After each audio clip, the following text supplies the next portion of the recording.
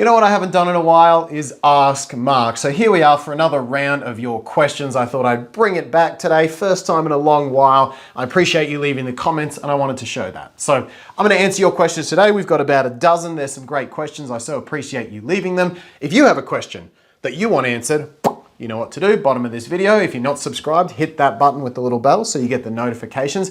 And one more thing, I was with a client recently looking over some of the stuff I created, and I found a guide called Commitment Currencies. I built this about 2 years ago. I actually intended to have it as a product, as part of a package.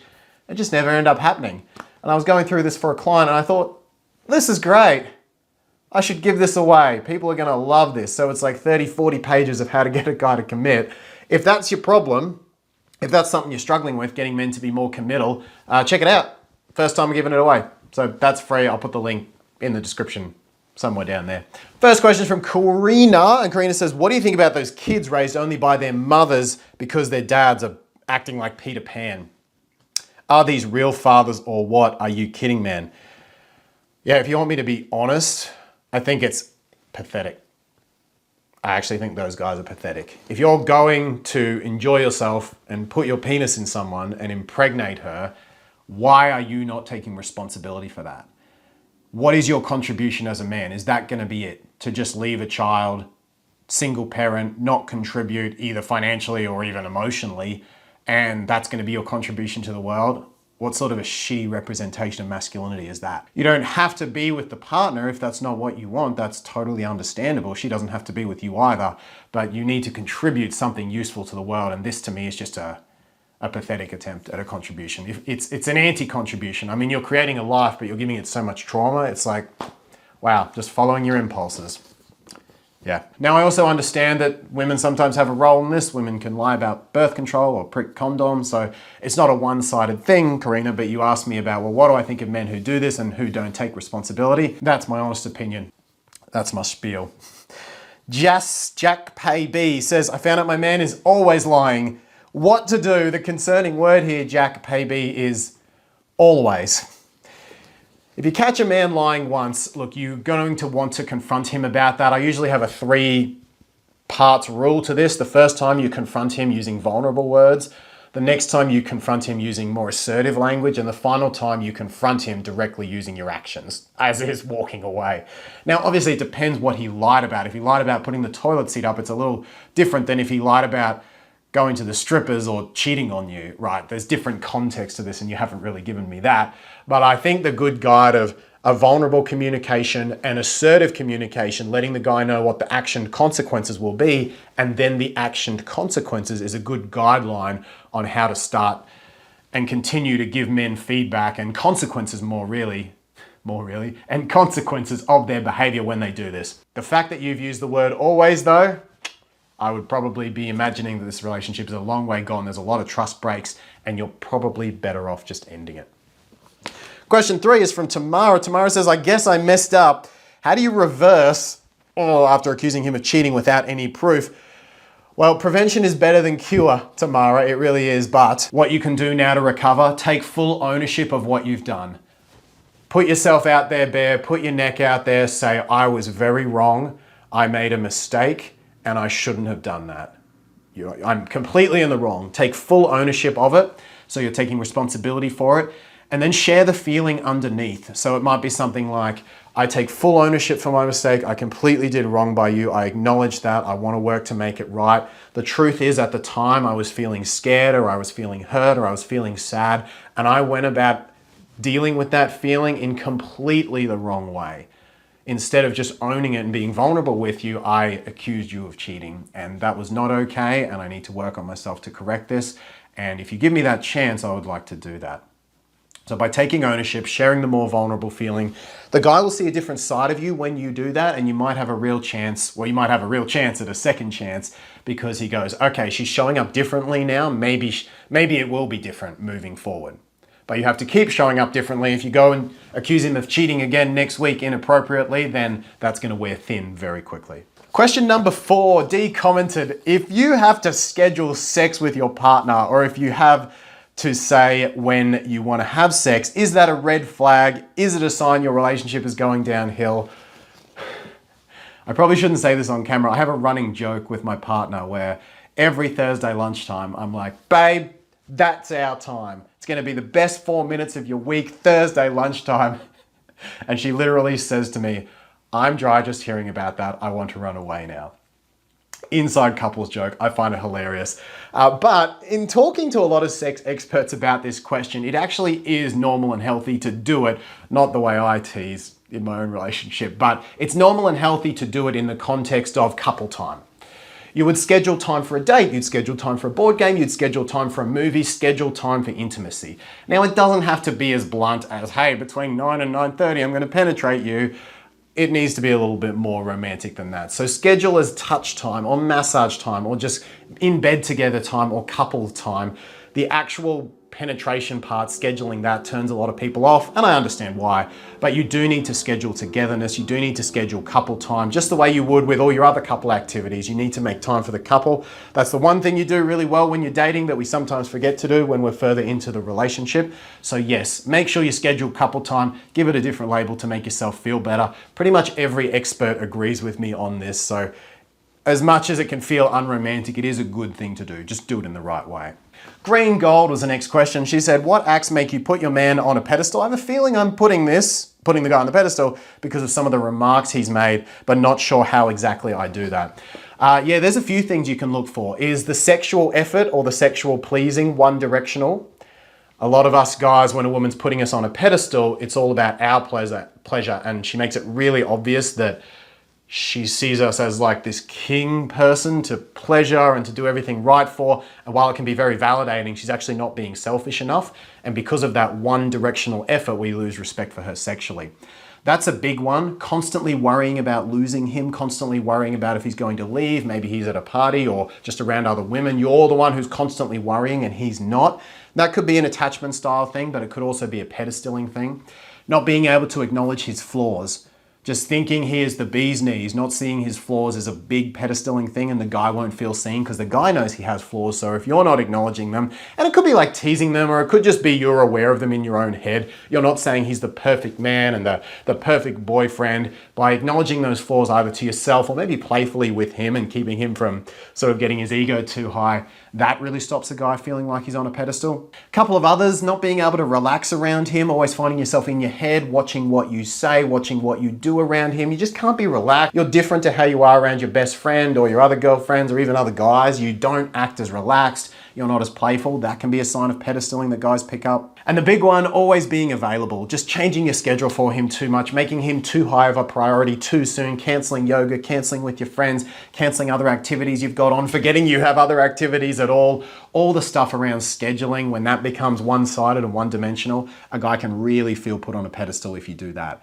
So make sure you have your own priorities, make sure you see him for the flawed human that he is, make sure that you go both ways with sexual pleasure. Some of this stuff will really help if you think you might be putting the guy on a pedestal. Phoenix Flame asks, what about if you're in the market for older guys? It seems many are emotionally unavailable.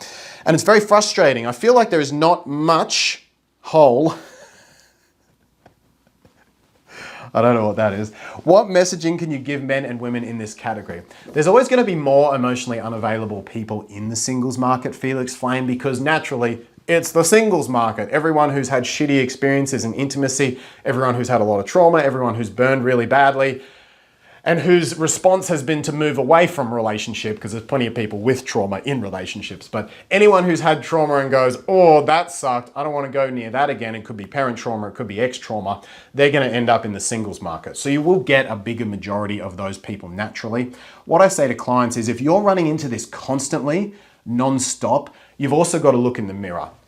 Because if you're emotionally available and you're in the dating pool, you should be getting at least some emotionally available guys. On the other hand, if you're getting 90, 95, 100% emotionally unavailables, then yeah, you might need to look in the mirror, because I do see emotionally unavailable clients who think they're emotionally available go out to the dating market and complain about attracting their emotionally unavailable match. That's where a lot of the narcissists lie as well. So sometimes you can be giving off that vibe in your profile or even in real life. And I've seen that plenty of times, and then those clients often come to me complaining that I'm getting 100% EU guys. yeah, you got to take a look at what could you be doing to contribute to that pattern. But always expect a decent chunk of the dating pool to be like that anyway. If you're getting 30 or 40% of emotionally available guys, even 20%, even 10% might be okay if you have enough volume. If you're getting some of them, if you are spotting them, and if you're saying there they are, then it shows that the emotional available side of you is resonating with them. And that's a good thing. It means that part is alive. So keep working on spotting them. Obviously, what you focus on becomes greater, so the more you can really learn to spot emotional availability as well, the more you will foster it in yourself. Hey guys, before we go on, one quick thing. If you have articles or research or interesting things happening on the web, maybe someone's podcast that you want me to review from a healthy relationship perspective, leave it in the comments for me. I'm looking for more content that's interesting. I spent the last couple of videos talking about relationship culture, and I'm really looking for more material to compare and contrast it to. So if you see something that you think is edgy, that I might agree or disagree with, I'd love to know what it is. Post it in the comments, and then I can review it and give you my thoughts on it from a relationship culture, all of us being together ultimately perspective. Maki Chan says, we're in a long distance relationship and he's asked for space. I gave it to him, it's been 5 days now, we're already far from each other. What does that even mean? He said he needs to clear his head. I need help on how to handle this situation. I hate this. It's like you're long distance, there's literally as much space as you could possibly ask for, and now you need more space.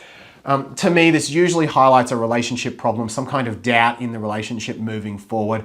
I'm always skeptical of long distance. I've done it myself for a year. I made it work, so I know it can, but the majority of your guys' distance situations that come to me, usually you're accepting crumbs, usually it's not going anywhere, usually you're getting dragged along by the guy.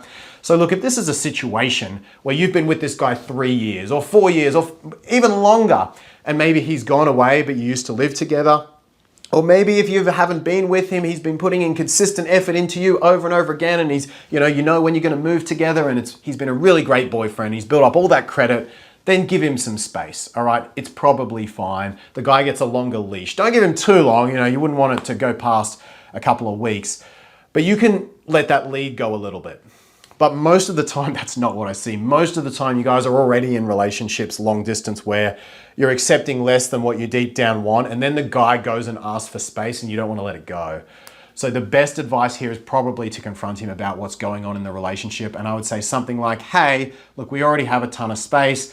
I get that you need more and I want to respect that. At the same time, I also need to respect my need for connection. So like, what are we really doing here? Is this worth us continuing? Are we moving forward to be together in the future in the same physical location? Or do we just need to acknowledge that we're not compatible, call a spade, have a difficult conversation and be done with it? I see too much time wasted by too many women in these situations. So be really careful with this, Maki Chan. It's probably a core relationship problem that, if not addressed, is going to end the relationship. Dira McClintock says, I need to find the strength to have a difficult compatibility conversation with my man, but it may break him. Do you have any advice on how to have that conversation? If you are with a partner, Dina, or any of you out there where you know you're incompatible, or where you have a strong feeling that you're not going to protect the guy, you're not going to save him by not bringing it up. You're saying, I don't want to break him. You're going to break him by dragging him along. That's literally what will break him. Better to hurt someone with your truth than to harm them with your lies. And holding back on a core compatibility conversation, especially for a period of time, is essentially lying. It's not speaking your truth. So you're better to hurt someone up front. He's not a child. Don't treat him like porcelain. You don't want to be treated like porcelain by him, so don't treat him like porcelain.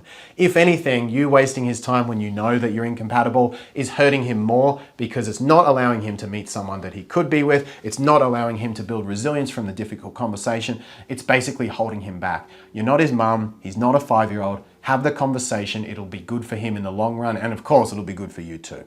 Final question is an interesting one from D. D says, if a guy broke up with his ex of 4 years because she cheated on him, is he now mentally stable to date someone new? Well, it really depends on the context of the question.